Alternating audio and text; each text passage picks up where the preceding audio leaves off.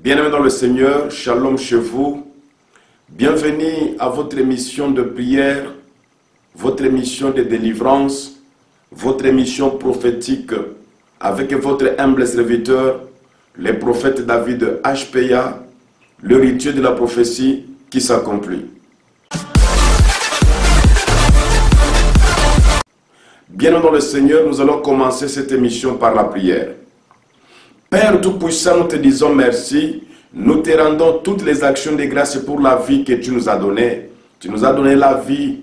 Tu nous as donné la grâce d'être comptés parmi les vivants. Nous te sommes grandement reconnaissants et nous te recommandons ces moments de prière, d'édification. Nous te recommandons ces moments que nous voulons nous approcher devant ta face. Bénis la vie de mon frère. Bénis la vie de ma sœur qui a trouvé l'occasion de nous suivre. Je chasse tout esprit de distraction, tout esprit de mauvaises pensées. J'éloigne ça de mon frère, j'éloigne ça de ma soeur au nom puissant de Jésus. Nous avons ainsi prié. Amen. Oui, bien-aimés dans le Seigneur, suivez-moi attentivement pendant cette série d'émissions et de prières. Dieu va parler à ton cœur. Dieu va changer ta vie. Dieu va transformer ta vie. Toko kundola makambo ko kundola. Toko kunda ya malam oyo kobotambuma. Toko révéler oyo batamaki. Zwa opportunité oyo simbi malamu. To sambela elongo. Si je n'abiso ya prière ezali la séparation. Ce qui ozolo kanazolo balikambo oyo na kombo ya séparation. Bien-aimé dans le Seigneur, yeba kenzambe a coopéré séparation na kati na vie na yo. Nzokande délivrance e bandi le lote. Délivrance ya mokili e banda na kati ya Égypte te na nzela bana Israël. Délivrance e banda qui depuis la création du monde. Avant que mutu abotama, avant que mutu azla na se ya mabele, Nzambe a opéraka délivrance. Délivrance eza likambo oyo za nango posa. Délivrance eza eloko esengeli esalema na kati na vie na yo. Soki okokangola matende ko mwasi, soki okokangola matende ko mobali, okomona nkembo na Nzambe te, parfois atako bokonza likolo okokota yango te. Si je de prière na biso ya ba série ya ba émission de prière oyo eza d'étudier la séparation.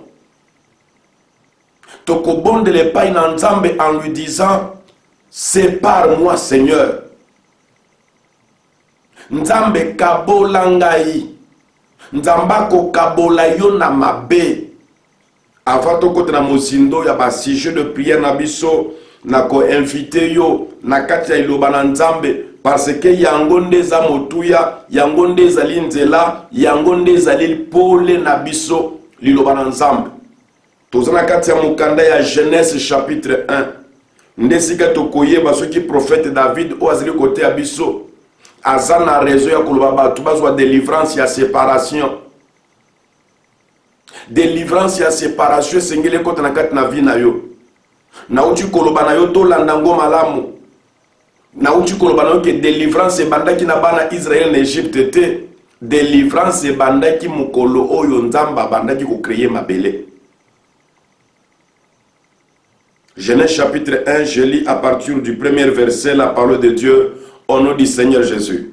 La Bible dit: au commencement, Dieu créa le ciel et la terre. La terre était informe et vide. Il y avait des ténèbres à la surface de l'abîme et l'Esprit de Dieu se mouvait au-dessus des eaux. Dieu dit que la lumière soit et la lumière fut. Et Dieu vit que la lumière était bonne. Et Dieu sépara la lumière d'avec les ténèbres. Parole de l'Éternel.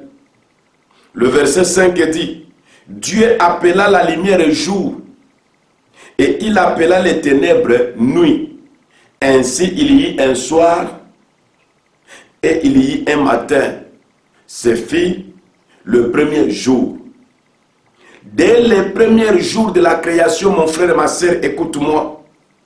Dès le premier jour de l'existence des choses que Dieu avait créées, nous voyons qu'au commencement, Dieu a créé le ciel et la terre. Biloko yondamba kelaki, ezalaki mibale likolo na se, mabele na mapata.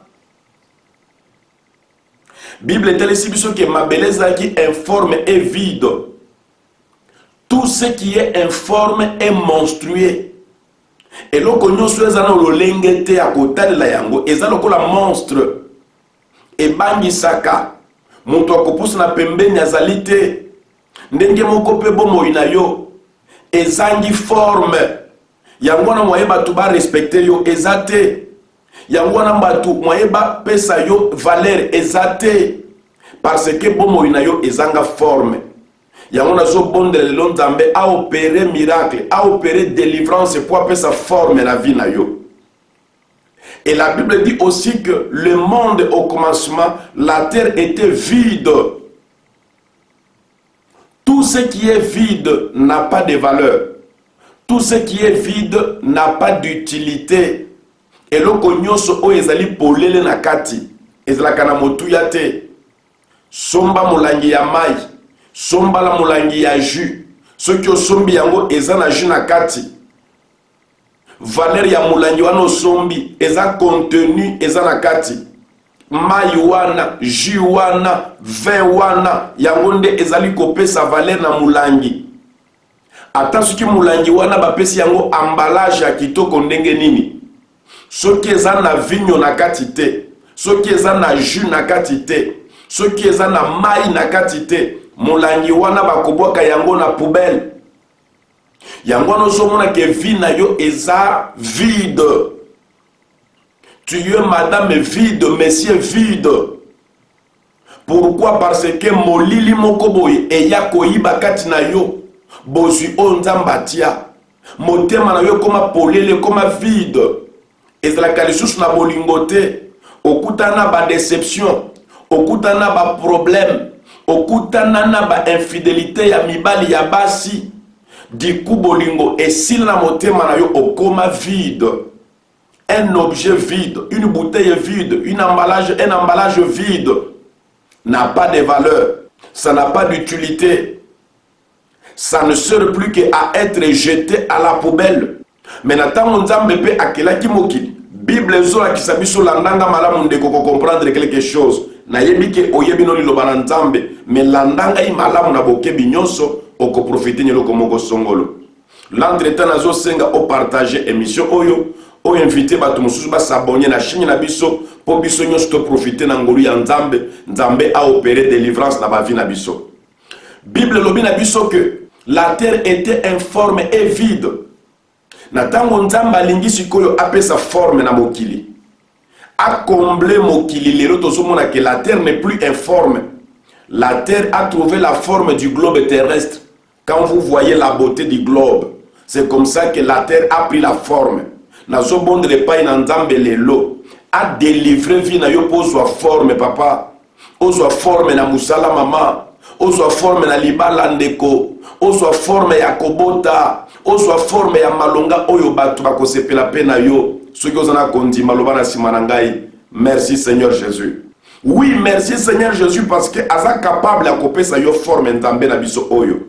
Et quand Dieu voulait travailler pour donner la forme à la terre, pour combler la terre qui était vide, Dieu qui avait créé que des choses, le ciel et la terre, Nzambe amoni un phénomène s'est invité à son ouvrage.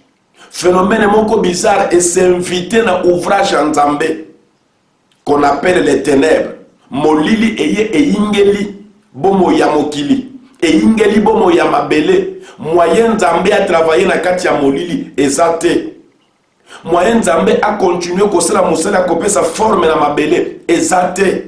Moyen Nzambe a travaillé musala ya kokotsa ba contenu ya richesse na kati ya mabele ezate. Parce que molili moko boye phénoménal eye kokota na kati ya œuvre ya Nzambe. Et stopper Nzambe a continué musala.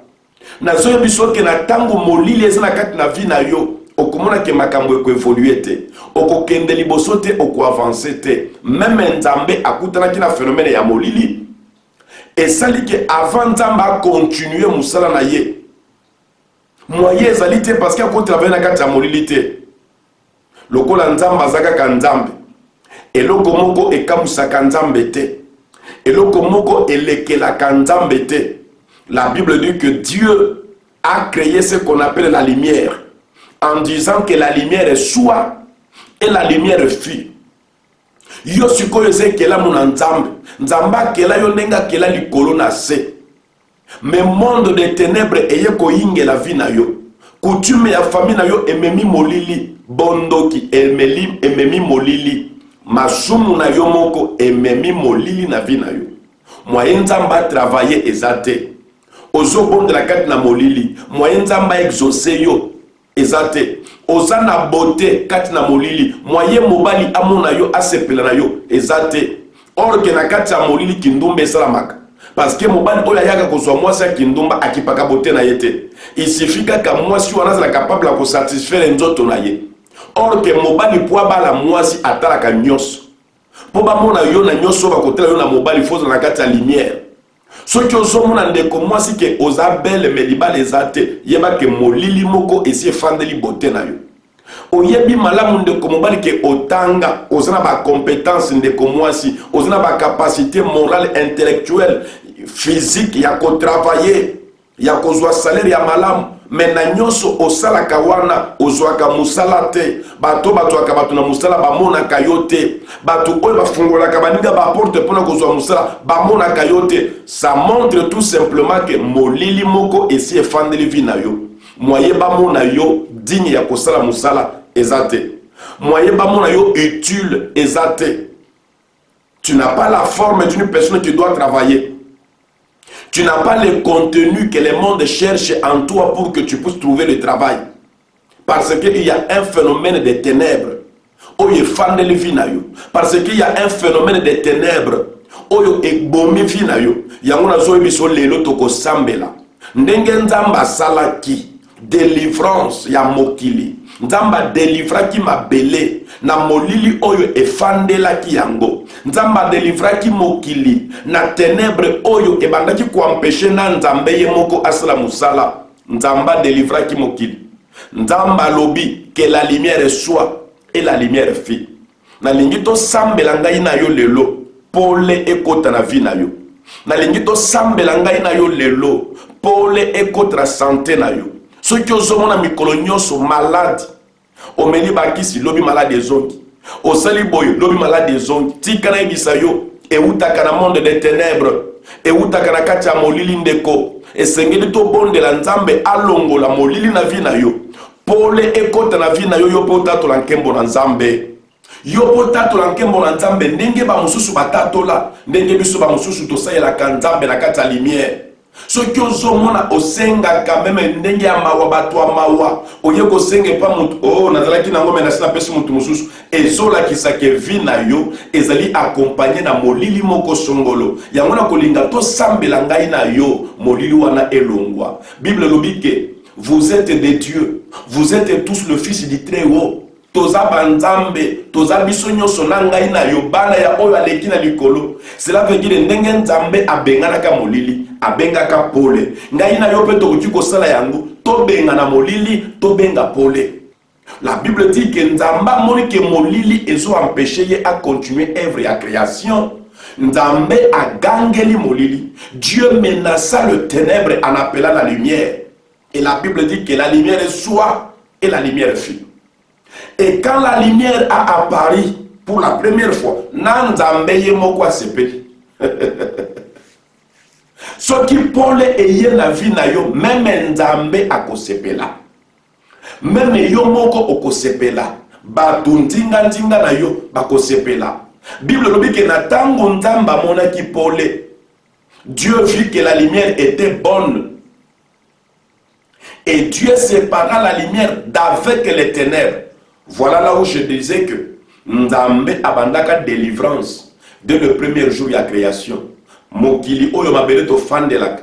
yango ndeza patrimoine na biso, yango ndeza héritage na biso, yango ndeza li territoire nzambe apesa biso. Même mokili oyo ya mabele ezwaka problème, mais nzambe na bolingo na ye, nzambe na mawana ye pe na ngolu na ye, il a commencé par opérer la délivrance de la terre pour que mabele ait opportunité ya que nzamba lobanango que la terre produise. Et la terre produit, c'est parce que la terre était déjà délivrée du pouvoir des ténèbres qui régnait sur elle. Parce que la terre était déjà délivrée du vide qui était en elle. Parce que la terre était déjà délivrée du sens monstrueux qui était sur lui. La terre était déjà délivrée. Yo pe pon nzambe akokisa. Oyo aloba pona bomo ina yo. Ozana posa délivrance wana. Ozana posa ya pole ya nzambe. Molile kende bipai, pole ekota bipai, yo ozana nakatia lipamboli na nzambe. Soki molile zo inge la vie na yo, quel que soit mayele na yo, quel que soit kitoko na yo, quel que soit ba relation ya malamu kuti kozala nango.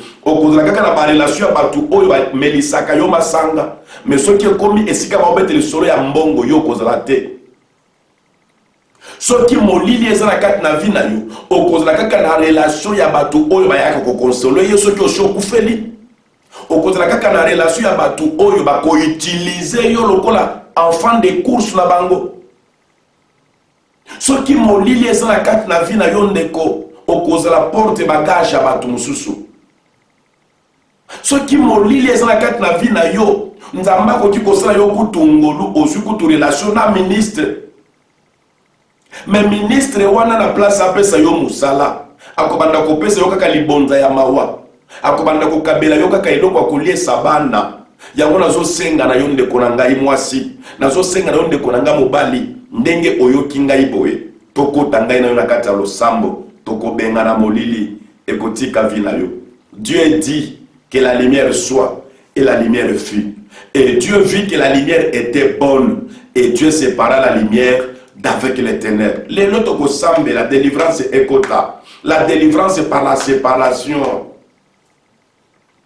La délivrance par la séparation. Nzambe akabola yo. Nzambe akabola yo na molili. Nzambe akabola yo na makambo ya mabe. Nzambe akabola yo na ba comportement. Nzambe akabola yo na ba caractère ya mabe. Nzambe akabola yo na ba habitude bizaleli. Momesano ya mabe. Nzambe akabola yo na batu mabeko. Nzambe akabola yo na baninga mabe. O bapesaka yo mayele mabe. Bapesaka yo ba conseil ya mabe.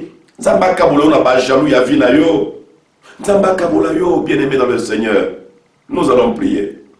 Père Tout-Puissant, au nom de Jésus de Nazareth, je viens prier devant toi. Regarde la vie de mon frère, regarde la vie de ma sœur qui demeure dans le ténèbre. Il demeure encore dans le ténèbre du péché. Il demeure encore dans le ténèbre de la coutume, dans le ténèbre de la sorcellerie.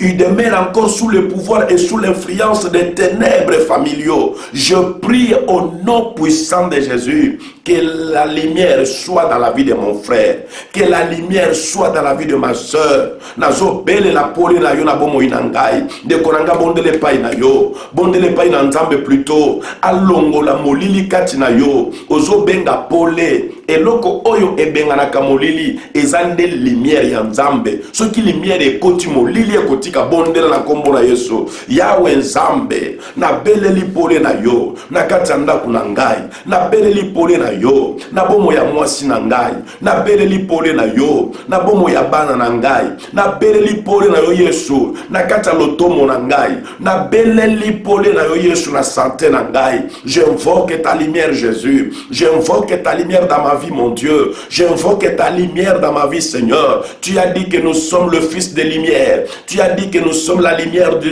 monde. Tu as dit que nous sommes comme une lampe placée sur la table. On ne peut pas la mettre sous la table. Dieu Tout-Puissant, abonde les païs na yo. Que la lumière soit dans ma vie. Que la lumière soit dans la vie de mon fils. Que la lumière soit dans la vie de ma fille. Que la lumière soit dans la vie de tous tes serviteurs, tes servantes qui ont trouvé l'occasion de prier en ce moment avec moi. De prier En saisissant l'occasion qui l'ont été offerte en écoutant cette émission, je prie au nom de Jésus, Pole Anzambe kote na kati ya vie na yo, Pole Anzambe kote na kati ya santé na yo, Pole Anzambe kote na kati ya misala na yo, Pole Anzambe kote na kati ya libala na yo, na kombo na Yesu Kristo Masia, na beleli pole, na beleli pole Anzambe, na beleli pole kote na kati ya libumu ya mwasi oyo azali complication kobota, na beleli pole Anzambe ekote na kati ya bomo ya ndeko oyo azana ba difficulté kozwa mukanda na mboka mupaya, na beleli pole ya Nzambe ekota na kati ya vie ya ndeko oyo azoluka musala zwakate, na beleli pole ya Nzambe ekota na kati ya vie ya ndeko mwasi aluka kalibala me eyaka kate, na beleli pole Nzambe olobaki na maloba na yo que la lumière soit et la lumière vie, na bondele pai na yo pole ezala na vie na ngai, pole ezala na ba relation na ngai, pole ezala na entourage na ngai, pole ezala na kati ya ndako na ngai, pole ezala na kati ya ba projet na ngai ndeko na ngai bondela ndenge nga na zolo ba wana soki ozangi maloba kobondela bondela de cette façon que la lumière soit dans ma vie. Bro chante kanda shikere bro, j'invoque la lumière du bro chante karibara sara bro, j'invoque la lumière du Dieu très haut, que la lumière soit dans ta vie. Bro chante karishara bro sakere marababa, que la lumière entre dans ta vie. Toi qui es malade, je chasse les ténèbres de la maladie, je chasse les ténèbres de la maladie, je chasse les ténèbres de la maladie. L'Éternel a dit qu'il lui sépara les ténèbres avec la lumière. Maintenant au nom de Jésus, nous allons prier. Le deuxième sujet est celui-ci: sépare-moi des ténèbres, Seigneur. Que Dieu puisse te séparer des ténèbres de maladie, que Dieu puisse te séparer des ténèbres de la pauvreté, que Dieu puisse te séparer des ténèbres du péché, que Dieu puisse te séparer des ténèbres de la haine, que Dieu puisse te séparer des ténèbres de la sorcellerie, que Dieu puisse te séparer des ténèbres de la jalousie de tes frères, de tes sœurs, que Dieu te délibère, qu'il te délivre, qu'il te sépare de tout ce qui est ténébreuse, qu'il te sépare de tout ce qui nuit à ta santé. Je me sépare des ténèbres de la mort, je me sépare des ténèbres de l'échec, je me sépare des ténèbres qui apportent la malédiction, je me sépare des ténèbres qui apportent la honte et l'humiliation dans la vie des hommes, je me sépare des ténèbres qui conduisent les enfants de Dieu dans le péché. Sépare-nous des ténèbres, Seigneur. Tu as séparé les ténèbres d'avec la lumière, tu as séparé la lumière d'avec les ténèbres. Au nom puissant de Jésus, que la vie de mon frère soit séparée des ténèbres. Au nom puissant de Jésus, que la vie de ma sœur soit séparée des ténèbres. Au nom puissant de Jésus-Christ, que la vie de tous les enfants de Dieu soit séparée des ténèbres. Sépare ma famille des ténèbres, sépare mes enfants des ténèbres. Au nom puissant de Jésus-Christ de Nazareth. Brochente karimara sakarabro, ndomo shakari shekerebro sandi marababa. Sois séparé des ténèbres au nom de Jésus. Je commence à faire des déclarations prophétiques et tu dis Amen. Mets ta main sur ta poitrine et quand je déclare une parole, réponds par un Amen de la foi. Sois prêt maintenant à recevoir des paroles prophétiques. Tu mets ta main sur ta poitrine et tu réponds par un Amen de la foi. Et toutes ces bonnes paroles prophétiques vont s'accomplir dans ta vie. Je prie maintenant au nom de Jésus. Que la lumière de Dieu soit dans ta vie au nom de Jésus. Que la lumière de Dieu entre dans tous les domaines de ta vie au nom de Jésus. Que la lumière de Dieu t'apporte de bonnes choses au nom de Jésus. Que la lumière de Dieu t'apporte la guérison. Toi qui étais malade, sois guéri au nom de Jésus. Que la lumière de Dieu t'apporte les ouvertures. Toi qui étais bloqué, sois libéré au nom de Jésus-Christ. Que la lumière de Dieu t'apporte la réussite et le succès dans tout ce que tu entreprends, dans tout ce que tu entreprendras. Sois libéré au nom de Jésus. Que la lumière de Dieu puisse t'apporter de bonnes relations. Que la lumière de Dieu puisse t'apporter de bonnes personnes. Que la lumière de Dieu puisse orienter, conduire, apporter les bonnes personnes auprès de toi, autour de toi, au nom puissant de Jésus. Je déclare maintenant, sois séparé des ténèbres. Sois séparé de la honte. Sois séparé de la pauvreté. Sois séparé de la pauvreté au nom de Jésus. Je sépare ta vie de la maladie. Je sépare ta vie de la honte. Je sépare ta vie des esprits des morts. Je te sépare avec les morts au nom de Jésus. Je te sépare avec les morts au nom puissant de Jésus-Christ. Sois séparé du péché. Sois séparé des mauvais comportements. Sois séparé des mauvaises mentalités. Sois séparé de tout caractère qui nuit à ta vie. Sois séparé des mauvaises habitudes au nom de Jésus. Sois séparé des mauvais compagnons au nom puissant de Jésus de Nazareth. Je te sépare du mal. Je te sépare du mal. Je te sépare du mal. Je te sépare du mal au nom puissant de Jésus-Christ. Séparé du mal et de la maladie. Sois attaché à la lumière de Dieu. Sois attaché à Dieu. Sois attaché à la vie. Entre dans le royaume des cieux. Au nom puissant de Jésus, tes péchés te sont pardonnés. Car nous avons reçu du Seigneur le pouvoir de pardonner le péché et de retenir le péché. Aujourd'hui, j'ai reçu l'option de libérer ta vie du péché. De libérer ta vie du péché. Tu es libre au nom de Jésus. On rappela Jésus-Christ, l'œuvre salvatrice de la croix. Il était mort pour toi. Il avait versé le sang. Il avait porté la croix. Il a été crucifié. Il a été troué. Il a été percé aux côtes. L'eau a coulé et le sang a coulé pour que toi tu sois né de nouveau. Reçois le changement. Reçois une nouvelle vie. Reçois les ouvertures dans ta vie. C'est par cette prière que je déclare dans ta vie que la lumière soit. Au nom de Jésus-Christ. Amen. Amen. Amen. Oui, bien au nom du Seigneur. Suivez-nous chaque jour sur notre chaîne Royal TV. La chaîne prophétique, la chaîne de prière. Toujours avec votre humble serviteur, le prophète David HPA, l'héritier de la prophétie qui s'accomplit. Que personne ne t'empêche de vivre sous l'influence de la lumière de Dieu. Nous allons continuer avec notre émission pour comprendre le merveille de la séparation. Ce que la séparation opère, ce que la séparation apporte dans la vie d'une personne. Et je vais te montrer, lorsque tu n'es pas séparé du mal, lorsque tu n'es pas séparé du péché, ce qui peut t'arriver. Je vais te montrer, lorsque tu n'es pas séparé des mauvaises personnes, ce qui va t'arriver. Et je vais te montrer le merveille qu'apporte la séparation. Sois délivré, sois séparé, sois béni au nom de Jésus. Amen.